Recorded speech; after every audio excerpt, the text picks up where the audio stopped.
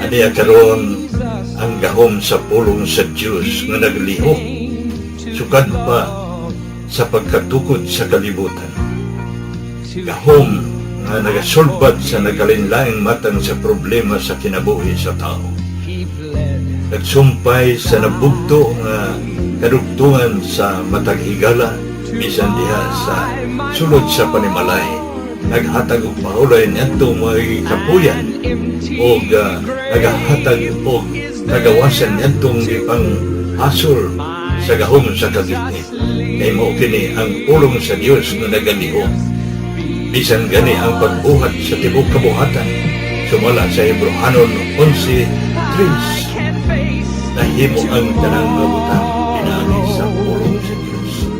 Dunay gisulti ni Apostol Pablo sa Roma 15:4. Bisan nun sa gisulat kaniadto, gisulat kini alang sa tong pagtuon, aron pinaagi sa pailob ug paglipay gikan sa mga kasulatan, makabaton unta kitag paglaom. Atong ipadayon ang atong pagtuon sa pulong sa Dios alang sa ikabulahan sa atong matag kinabuhi. Apan sa dili pa kita mo padayon ini, niya kita sa pagpaminaw sa mensahe nini nga awit.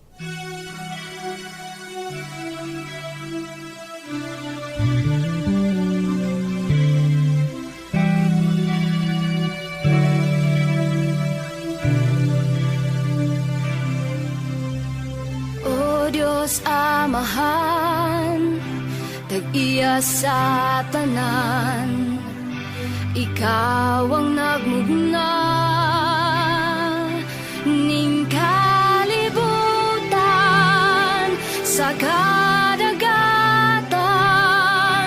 ug kalangitan.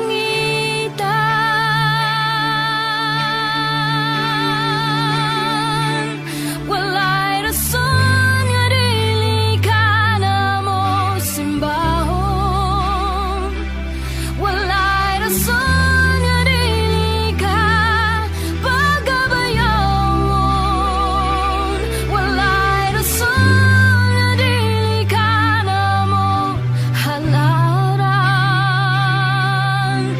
pasidunggan, pasalamatan sa tanan.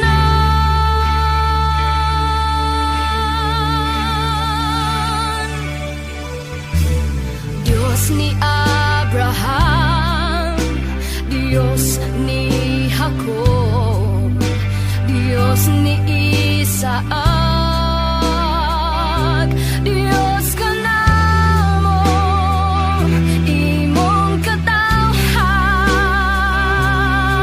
nga niluwas.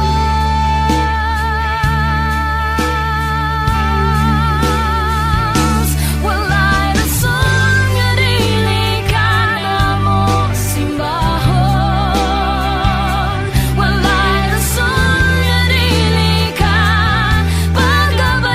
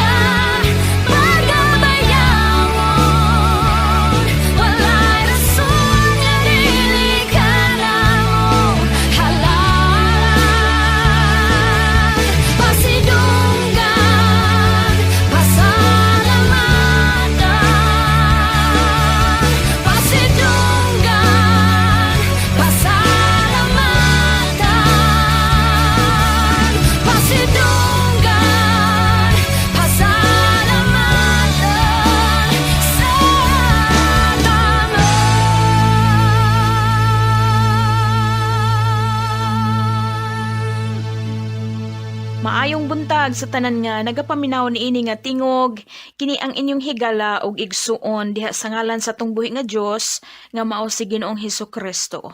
Joy Pilais Valiwald. Salamat sa tong buhi nga Dios sa iyang pagtugot kanato nga makadangat na usab kita nining adlaw. Ug salamat usab sa inyong panahon ug ang Ginoo nahimuot nga nagsud-ong kaninyo sa inyong paggahin og oras ug higayon uban kanako alang sa pagpatalinghog og pagtuon sa iyang mga pulong ug mga saad. Dalaygo na ngalan sa atong buhi nga Dios. Ug alang sa atong pagtuon karon, mugamit kita og duha ka libro gikan sa bag-ong tugon nga mao ang Ebanghelyo ni Marcos kapitulo 1 bersikulo 32 ngadto sa 39 ug gikan sa libro sa Hebrehanon kapitulo 10 bersikulo 19 ngadto sa bersikulo 25. Mark chapter 1 verses 32 to 39 ug Hebrews chapter 10 verses 19 to 25. Kinaugalingon nga pagdaig ug hiniusa nga pagdaig. Ang atong paghisgutan karon mahitungod kini sa pagdaig o pagsimba o worship sa English. Pangutana, kung makabati kamo sa pulong pagsimba o worship sa English, unsa man ang mosangtop sa inyong panumduman? Unsa man ang imong pagsabot sa pulong nga pagsimba o pagdaig? Of course, dili ko makabati sa inyong mga tubag sa akong pangutana. Apan, kasagaran, ang nasabtan sa uban mahitungod sa pulong pagsimba o worship, alang sa uban nga pundok, ang simba alang kanila mao ang pagbasa nga magtubag-tubag o pagbasa sa libro nga pabalik-balik. Ug alang pod sa uban, ang ilang nasabtan sa pulong pagsimba kanang mosulod ka sa simbahan inig ka Domingo ug nga manganta nga usahay moabot og usa ka oras nga sayaw-sayaw ug singgit-singgit. Apil pod ang mga manukaray sa instrumento nga halos maglumbaay sila og kinsay kinakusgan ug tukar hangtod nga dili na sila magdungog ug dili na magkatunaid. Ug kini nga pamaagi dili kini matawag nga pagsimba o worship. Ang tawag ni ana alibugjaw o noise sa English. Saba ba o banha? Dili na matawag nga pagsimba o pagdaig. Sukad sa bata pa ko, sa nagidad ko og 9 o 10 anyos, ako na ang gipatukar sa organ sa panahon sa pagsimba, panahon sa pag-awit, kada Domingo sa buntag. Ang akong mama mao ang akong magtutudlo og siya ang nagagiya nako og nag-aga kung unsaon pagduyog sa mga kaigsuunan sa panahon sa pag-awit sa mga alawiton sa pagdaig o pagsimba. Ug ang akong kasinatian nining panahona nadugangan ug natulid usab sa dihang mieskwela ko sa Bible College ug gawas pa ni ana nahiapil pod ko sa pipila ka mga worship teams ingon nga tagatugtog sa electric piano o keyboard sa pipila ka mga kasimbahanan pod nga akong gitabangan dito sa Manila sa una. Ug ingon nga tagatugtog sa electric piano o keyboard, but pasabot nga sensitibo ko sa pagsunod sa worship leader o song leader ug ako pod ang sundon sa uban nga tagatugtog sama sa gitarista o drummer. Apan ang pinaka-importante, ingon nga membro ka sa worship team, kinahanglan nga sensitibo ka sa mga panghitabo ug dagan sa pagsimba ug pagdaig pinaagi sa pagsunod ug pagbantay sa lihok ug pamaagi sa usa ka song leader ug labaw sa tanan sa pagbantay sa lihok sa presensya sa Ginoo diha sa panagsimba o worship. So mao na lamang nga mubati ko og kaligut-gut kung makasudong ko og panagsimba o worship nga perti ka alibugjaw or ang mga tagatukar sa instrumento walay andam og dili sila magkasinabot. Kay ngano, kay sayang ang panahon sa panagtigom o panaghiusa sa pagsimba. Kay kinsa man di ay ang atong gisimba o gidayeg, di ba ang Ginoo man? Ang gitawag nga worship karon kini karon nga generation dili lang alibugjaw. Ang worship team karon nahimo na nga showbiz entertainment. Ang worship team karon nahimo na nga fashion display, sex appeal display o pride display. Pasikat ra sa mga tagatukar sa instrumento. Kung natubig pa na, nalubog na.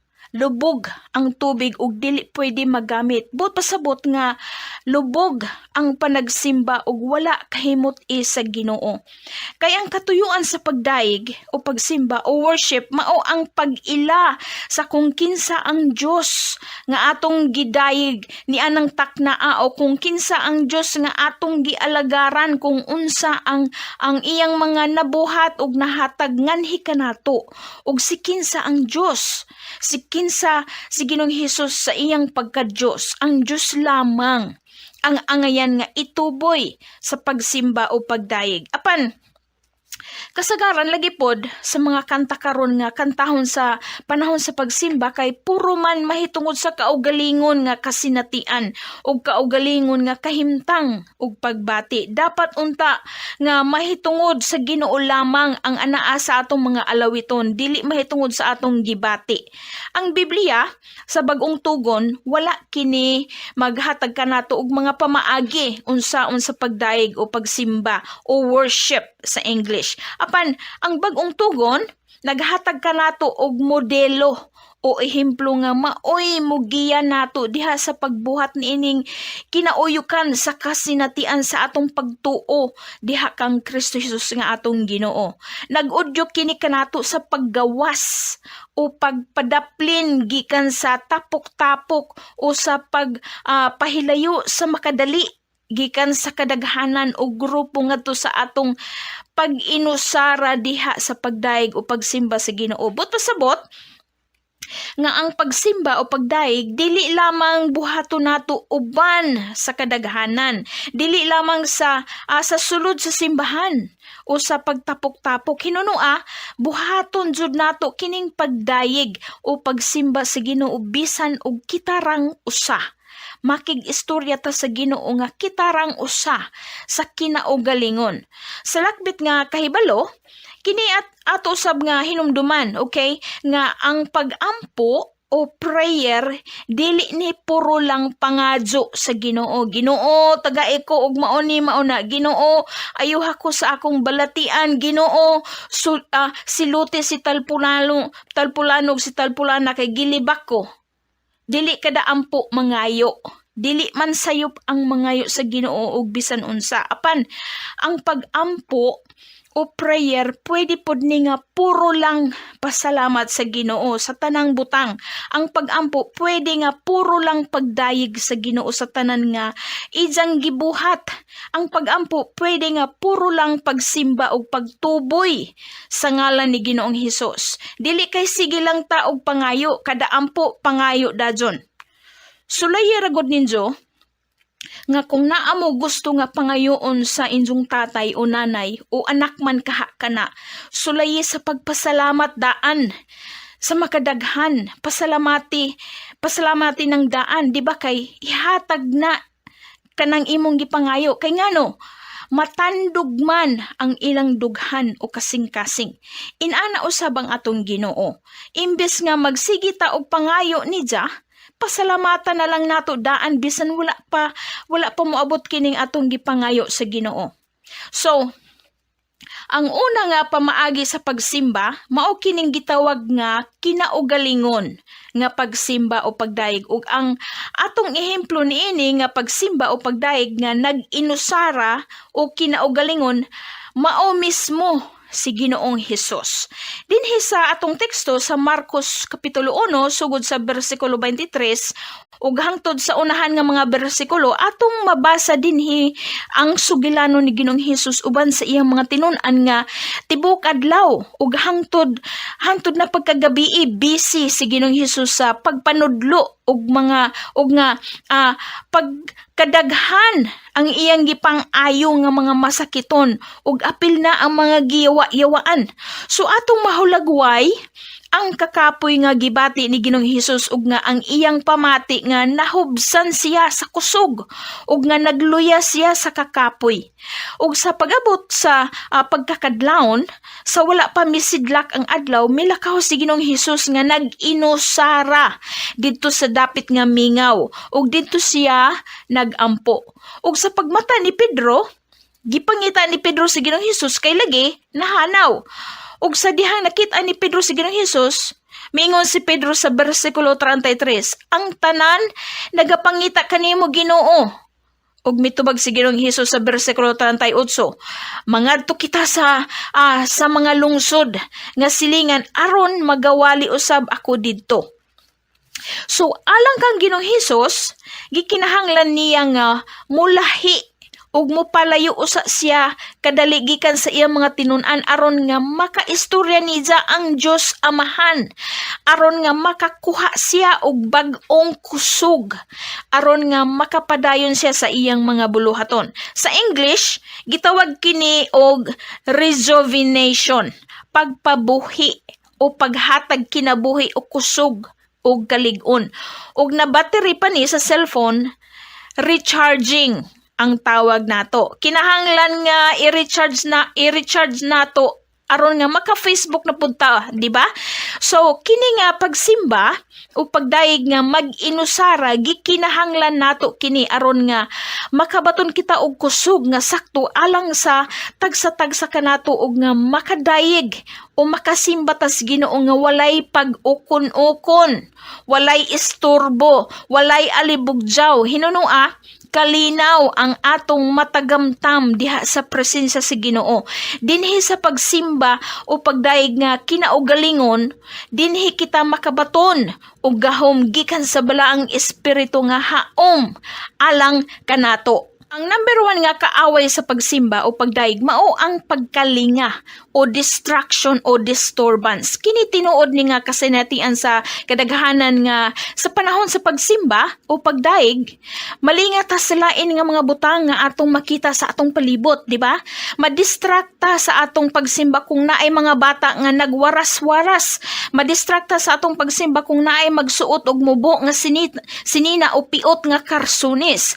Madistrakta sa atong pagsimba kung naay late mo abot diad tura ba sa kinaunhan mo lingkod.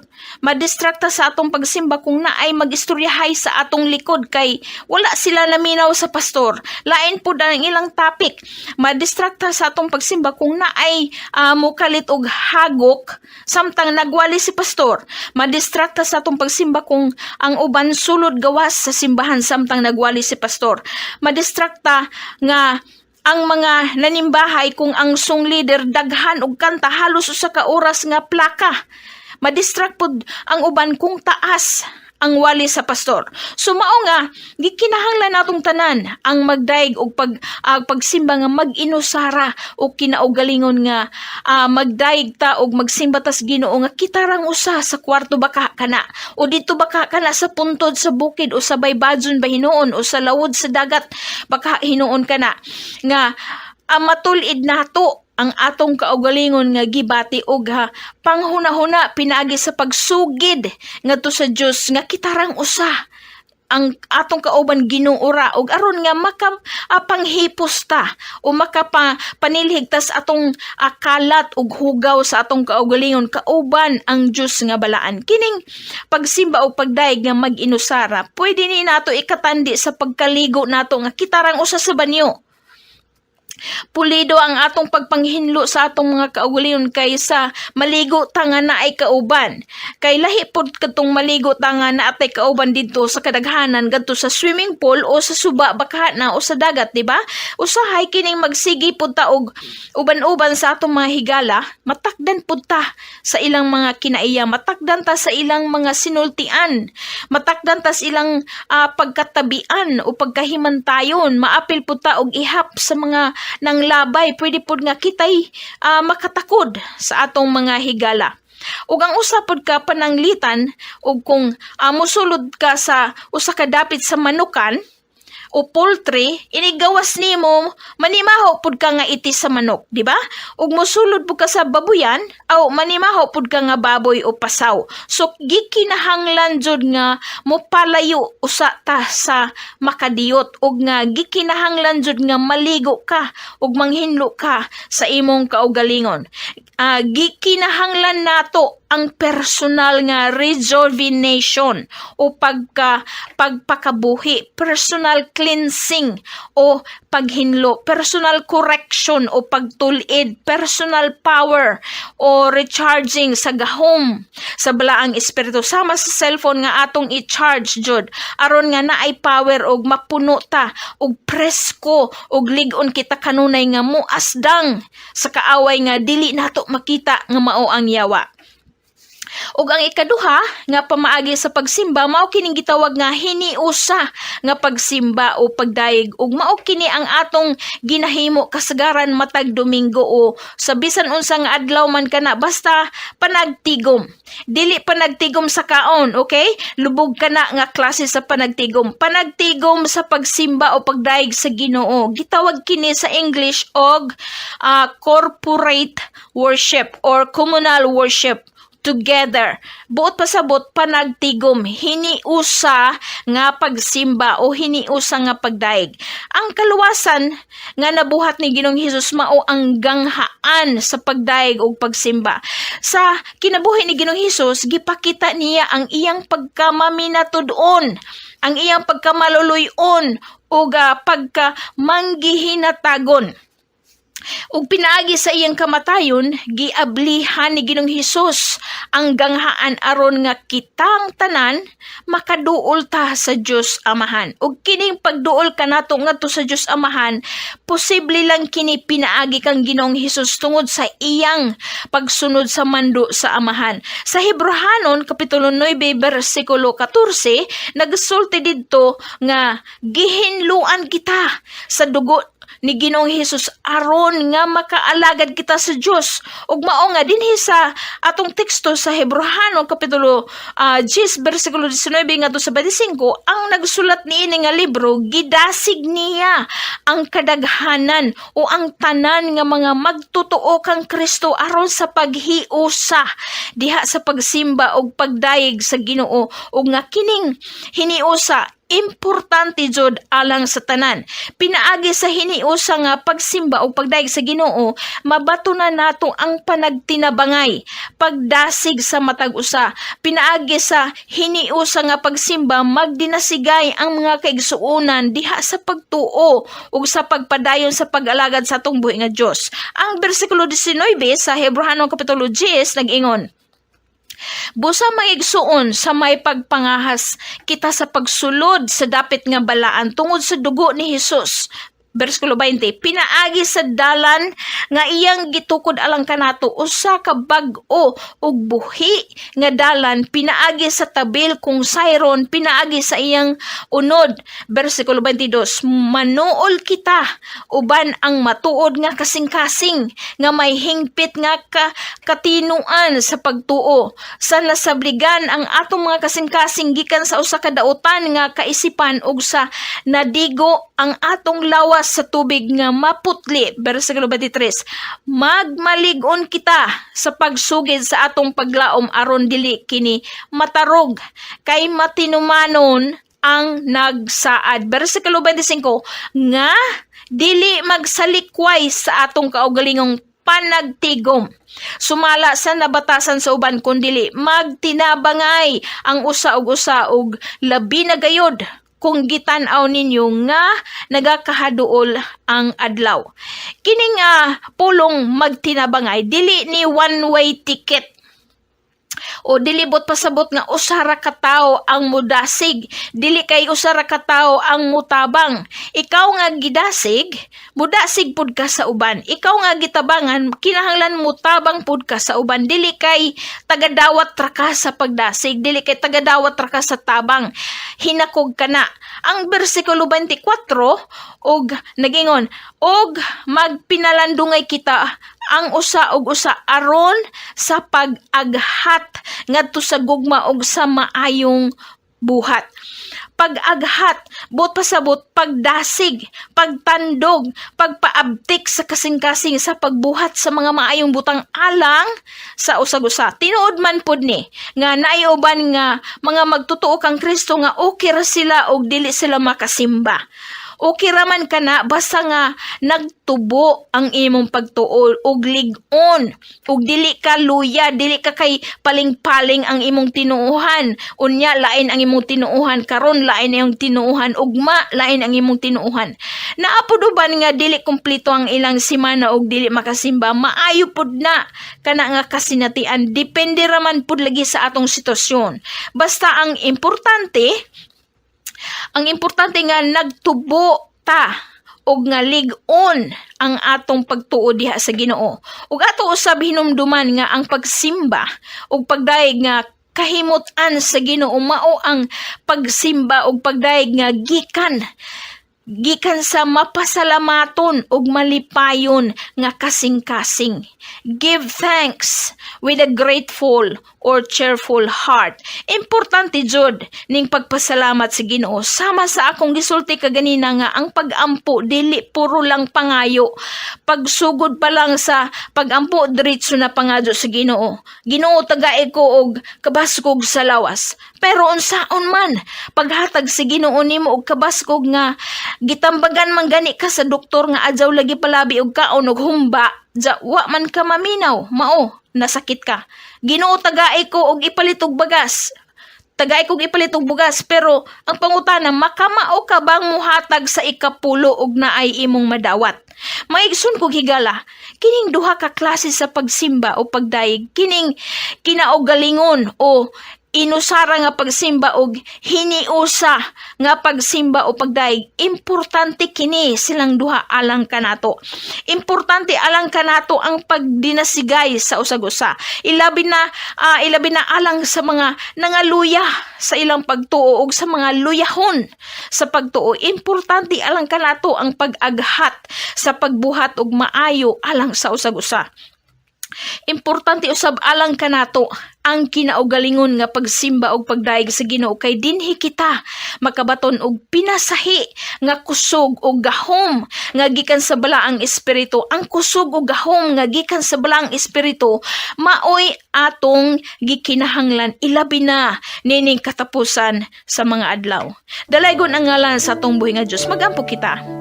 Amahan namo nga langit nun, sa ngalan ni mo Ginoong Hesukristo. Salamat sa imong pagpadayag nganhi kanamo sa imong mga kasinatian aron nga maoy among sundugon ug aron nga makabaton kami sa kusog ug gahom sa balaang espiritu batok sa kaaway sa kangitngit. Lig-on na Ginoong Hesus ang among pagtuo diha kanimo ug tabangi usab kami nga makabaton kami ug maayong relasyon ngadto sa usag-usa sa among kaigsuonan sa pagtuo bisan na kung asa man sila nga dapit sa ilang pagpanagtigom o pundok.